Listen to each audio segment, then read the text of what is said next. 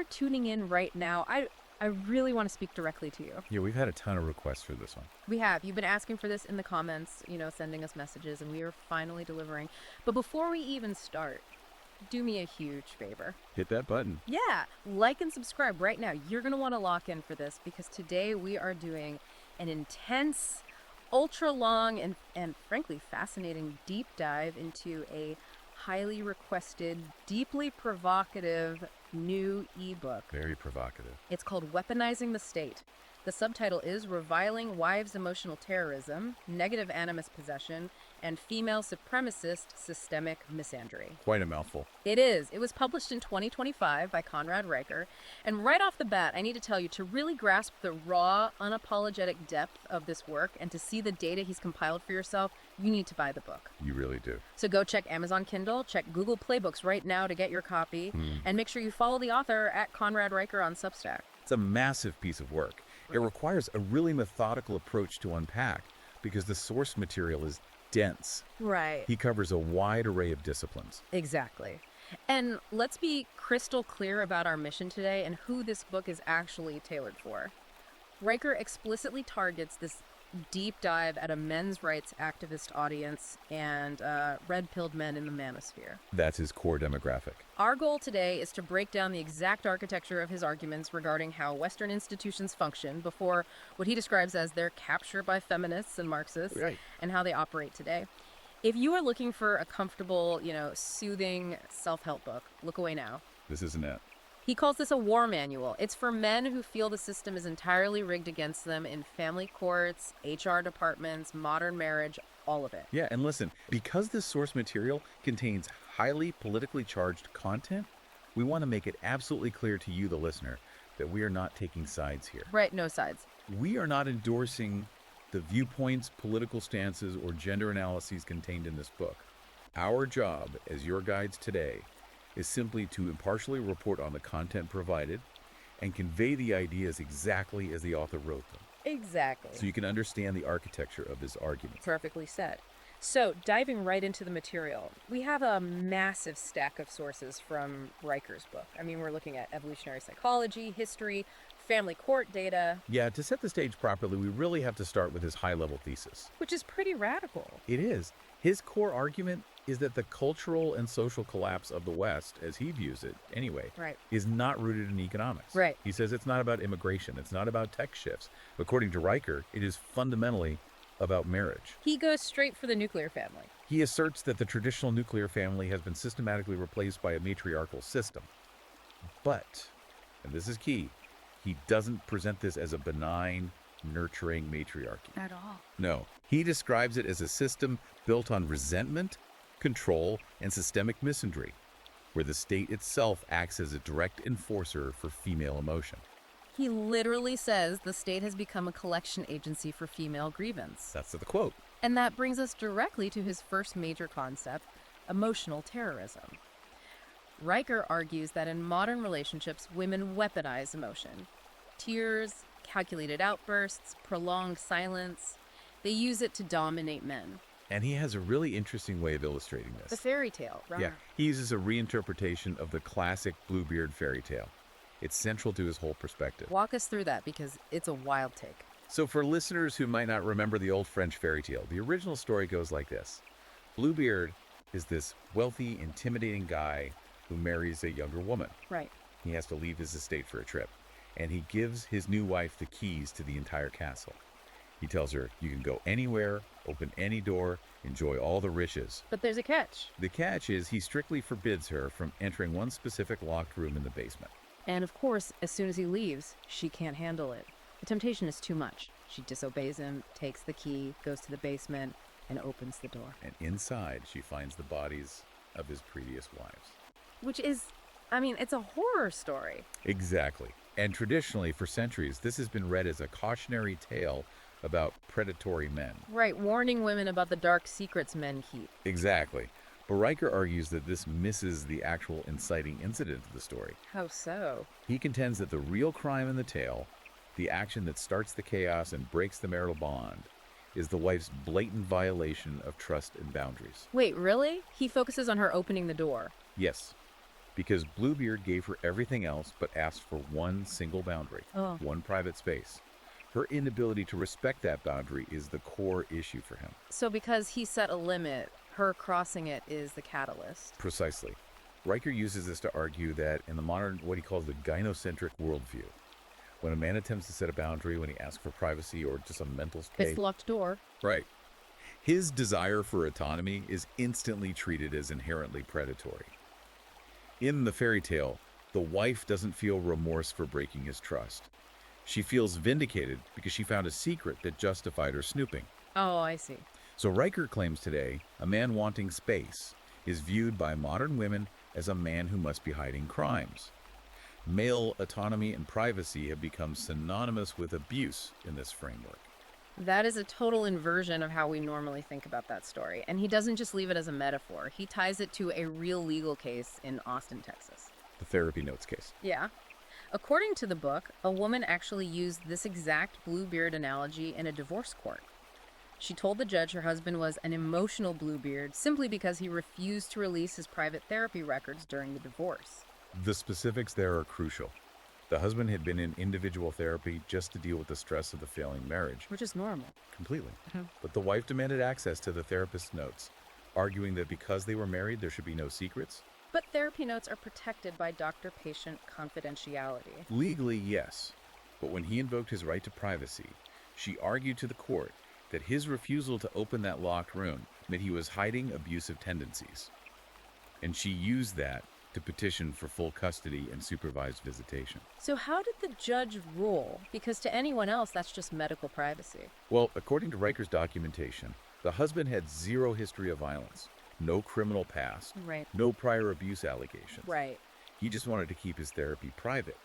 Yet the judge, operating in what Riker calls a system biased toward female emotional narratives, sided with the wife. Wow. The judge viewed the assertion of privacy as a lack of transparency and a risk factor.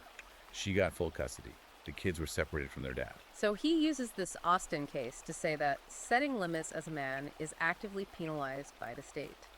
A story about a fictional murderer was used to punish a real man just for having a boundary. And he says this happens in everyday domestic life, too. He calls it emotional terrorism. Like the Virginia guy. Exactly. He shares this incredibly detailed story of a man in Virginia subjected to 19 days of total silence from his wife and the inciting incident. He forgot to take out the trash on a Tuesday night. 19 days. Almost 3 weeks of living in a house where his spouse treated him like a ghost. No greetings, no meals together, nothing. And how did it end? At the end of the 19 days, the wife texted his mother to complain, calling him emotionally abusive because he hadn't successfully repaired the relationship. Riker categorizes that as textbook emotional terrorism. He points out the psychological toll it takes. The husband eventually broke down, apologized, bought expensive gifts, and agreed to pay for couples counseling where he was framed as the problem. He internalized the weaponized silence. Right. And to support this, Riker cites data from the Journal of Family Psychology.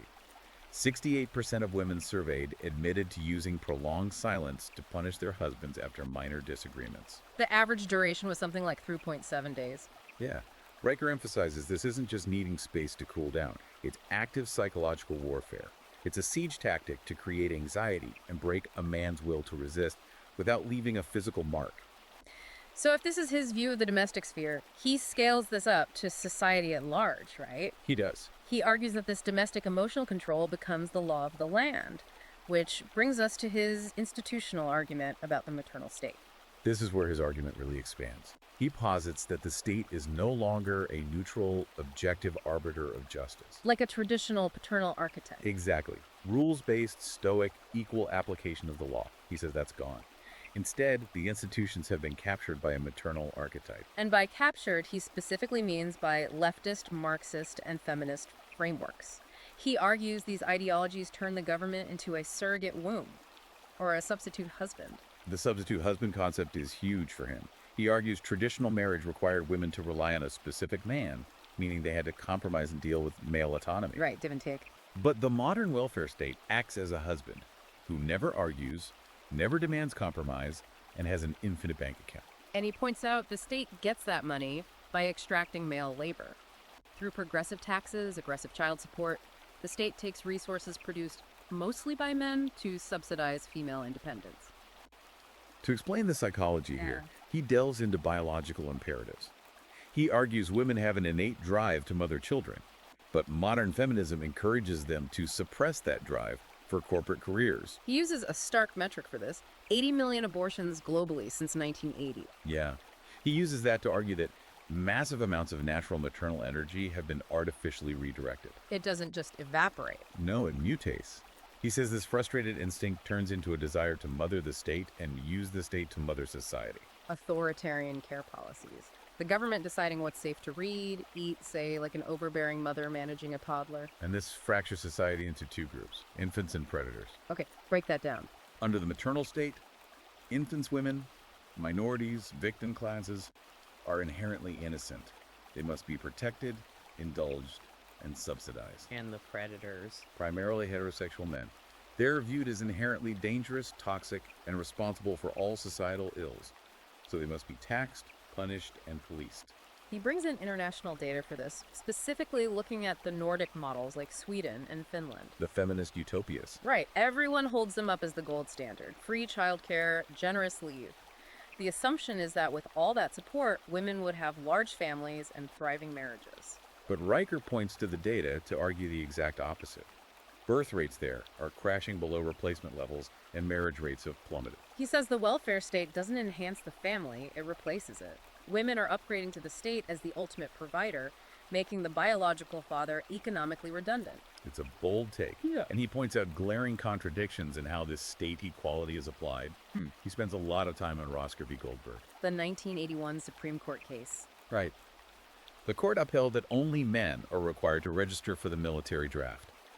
The state has the legal authority to force men, under threat of prison, to go to war and die. While women are shielded from it. Exactly.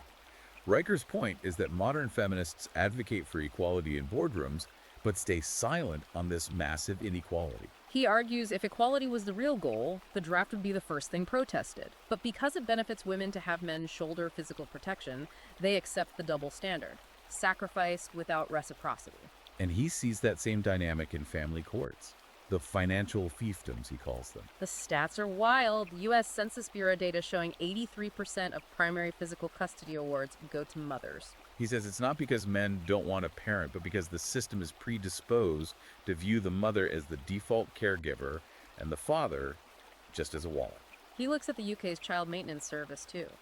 Fathers legally forced to pay up to 12% of their gross income in child support, even when mothers are illegally defying court orders and denying them access to their kids. The state aggressively enforces financial extraction from the man, but rarely enforces visitation rights against the mother. He calls it state-enforced debt slavery. So how is this maintained socially? If facts are secondary to feelings, how does the system sustain itself? This brings us to a massive framework in the book. The GSR complex. Yes, gossip, shame, rally. It's foundational to understanding his view of modern social dynamics. He argues this triad is the primary warfare tactic of female-coded ideology. So how does he define the stages? He describes it as a societal immune system operating outside traditional masculine-coded legal frameworks. No due process, no presumption of innocence. Right. It identifies and destroys men who step out of line. If a man asserts independence or states an objective fact that disrupts emotional harmony, he's treated like a pathogen. Gossip is the first stage. The informal whisper network, seeding a negative narrative. It doesn't need proof, just emotional resonance. And shame. The public application of the narrative to isolate the target and attach stigma. And finally, rally. The hive mind congregates, amplifying the shame and demanding total exile of the target. It's about consensus of outrage, not truth. He says the concept of trauma has been completely weaponized to fuel this. Right. Historically, trauma meant war, severe abuse, natural disasters. Something you heal from. Now, Riker argues it's a credential, a badge of moral authority. If someone claims they are traumatized by an idea or a boundary, it instantly silences dissent. Subjective feeling of harm is treated as objective proof of guilt. He uses huge cultural examples for this: Justine Sacco and Aziz Ansari. The Sacco case shows the speed of the rally phase. In 2013, she tweets a misguided joke before a flight to South Africa. Going to Africa, hope I don't get AIDS. Just kidding, I'm white. Right. Then she turns her phone off for 11 hours. While she's in the air, the internet destroys her. By the time she lands, she's the #1 trend worldwide, fired from her job, family harassed, her life is over. The mob didn't care about intent or proportion. The GSR complex latched onto the emotional offense and executed her digital life before she even knew she was on trial. Then, the Aziz Ansari case. 2018 Me Too movement. An anonymous woman publishes a story on babe.net about a date with him. They went on a date, went back to his place, drank wine. She felt uncomfortable and pressured, but never verbally said no or tried to leave until the end. And when she did, he backed off and called her a car. But the article framed this bad, awkward date as sexual assault. The media treated it like a criminal indictment. One whisper, one claim of discomfort, and his career was almost destroyed. Her subjective emotional reality post-date was the only valid truth to the mob. That's the court of public opinion. Riker also looks at the institutional level, a 2021 case at the University of Oregon. This one is chilling. A female student fails an exam. She admits later she didn't study enough. But instead of accepting responsibility, she accuses the male professor of sexual harassment. With zero evidence, no inappropriate contact, no emails. Her entire claim was based on her emotional trauma. She said his teaching style and the way he looked at the class made her feel unsafe, which caused her to fail. And the university, terrified of the GSR complex and a PR crisis, fired the professor without due process. He applies this to family court, too. He cites a UCLA study on contested custody cases. 38% of contentious custody battles involve the mother filing abuse allegations against the father. And the courts accept these claims 91% of the time. 91%. Based almost entirely on the emotional performance in the courtroom, not forensic evidence. Judges in the maternal state err on the side of caution, stripping men of their kids based on unproven assertions. So if this is happening legally and socially, what about places based on merit? Schools and corporate HR. He calls them the education enema and HR tribunals. He argues K through 12 education is so feminized that typical boyhood is pathologized. Playing rough, being competitive, struggling to sit still. They aren't normal stages anymore. They're behavioral disorders that need medicating. Schools function as feminist tribunals, abandoning objective metrics like merit for emotional harmony and safety. Lived experience and emotional engagement are rewarded over getting the correct answer. It demands compliance and emasculates young men. He points to ADHD diagnoses.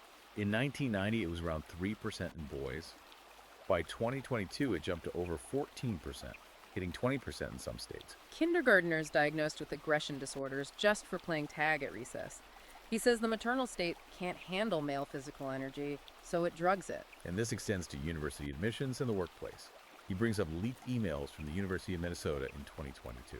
A female applicant with a 2.8 GPA and a 980 SAT was admitted over a male with a 3.7 GPA and a 1420 SAT. The emails explicitly justified it not on hardship, but on achieving gender balance. Systemic misandry codified into policy. Once a man gets into the corporate world, HR tribunals take over. He cites a 2018 Harvard Business Review study. Men are 58% more likely to be formally punished by HR for exhibiting the exact same interpersonal behaviors as women. If a man rolls his eyes or uses a firm tone, he's written up for creating a hostile work environment. But if a woman does it, it's ignored or praised as assertiveness and leadership. HR polices the gender, not the behavior, suppressing male assertiveness. To understand why Riker thinks society shifted this way, we have to look at the psychology section of the book. Kohlberg, Erikson, and Jung. Let's start with Lawrence Kohlberg. He mapped out stages of moral development. Right. Stage 1 is obedience to avoid punishment. Stage 2 is self-interest. Then you hit stage 3. The good girl orientation. Exactly. Morality based on optics, peer approval, and group loyalty, rather than objective justice. Will my friends like me if I say this, rather than is this objectively true? Riker argues modern structures, especially social media, trap women in stage 3. They operate on consensus, not principle. Then he brings in Erikson's identity versus role confusion. Erikson said young adults must forge a stable internal identity. Riker claims modern culture detached women from traditional roles without providing a new internal framework, leading to chronic role confusion. So they constantly seek external validation. Likes, reassurance, the loneliness loop. They use men and institutions as mirrors. When the mirror stops reflecting what they want, like a man setting a boundary, they experience an existential threat and destroy the mirror instead of introspecting. This leads to the Jungian stuff, which is dense. Negative animus possession. Let's break that down. Jung said everyone has unconscious elements of the opposite gender. For women, It's the inner masculine blueprint of logic and action. If a woman represses her maternal instinct, what happens to the animus? Riker says it goes rogue and possesses the ego in a toxic form. Instead of healthy assertiveness, it becomes an aggressive, controlling shadow self. They project this chaos onto men and punish them for it. He connects this to borderline personality disorder traits. Emotional volatility, fear of abandonment, splitting, seeing men as all good saviors or all bad monsters. He asserts these clinical traits have been normalized, and this culminates in the ultimate double standard, medicalizing female violence while criminalizing male emotion. The UK cases he brings up are shocking. Claire Matthews stabbing her boyfriend 13 times, another woman attacking her partner with a hammer. Severe lethal intent. But defense attorneys argued they suffered from severe PMS or PODD. Hormones made them do it. And the courts accepted it. Suspended sentences, extreme physical violence medicalized and excused by biology. But if a man raises his voice or punches a wall, he's toxic and faces jail time. The system infantilizes women while making men entirely responsible for all regulation. So how does this play out in the dating world? Riker's analysis of the sexual marketplace collapse is grim. He says dating apps have exacerbated female hypergamy to the extreme. Hypergamy being the evolutionary drive to seek the highest status mate. Historically, geography kept it in check. You married the best person in your town. But apps removed those limits. Women treat dating like a global shopping mall. Swipe scarcity. They match rarely to inflate their value, extracting validation from average men while only meeting the top tier. The Match Group 2018 study. 80% of female attention goes to the top 20% of men. Leaving the other 80% of men in digital ghost towns. Constant rejection. He correlates this to a 40% rise in suicides among men aged 25 to 34, citing CDC data. Dating app despair. And he says it destroys women, too, through the body dysmorphia epidemic. Since they're all competing for the same top 20% of men, their bodies become unfinishable projects fueled by the aesthetic industrial complex. Taxing female insecurity. The Dubai woman is his extreme example. Yeah, she spent $1.2 million over 10 years to look like a Disney princess. Her husband didn't recognize her anymore and left. And she didn't blame her own delusion. She sued the plastic surgeon for emotional damage. Total refusal of personal responsibility. So after laying out this massive, dark architecture, what is his solution? Chapter 20, Reclaiming Sovereignty. It's important to note he doesn't advocate violence or a legal revenge. His strategy is based on stoic clarity and walking away, refusing to play a rigged game. He outlines 4 pillars: financial independence, physical strength, linguistic insurgency, and male brotherhood. Skip the university system. It's a debt trap that funds the ideologies that penalize men. He uses the Tennessee plumber example. Skipped college, did an apprenticeship, making $180K in his 20s, 0 debt, refuses to participate in state-sanctioned marriage. Economically unkillable. Second pillar is physical strength. The barbell, an act of defiance against a culture that wants men weak. He cites an NIH study linking heavy lifting to a 42% drop in male depression, fortifying the mind against the GSR complex. Third is linguistic insurgency, flipping the script. Andrew Tate, the top G meme, taking behavior the maternal state labels toxic masculinity and rebranding it as a badge of honor, mocking the enforcers. Finally, male brotherhood. The GSR complex relies on isolation. A tribe breaks the spell. He points to the Our Men's Rights subreddit, 350,000 members. Not just complaining, but crowdsourcing survival strategies, sharing legal tactics, exposing judicial bias, unified male solidarity. It's a lot to process. We've covered emotional minefields, captured institutions, narrative weaponization, and reclaiming sovereignty. It changes how you look at every institution. I want to leave listeners with a final thought.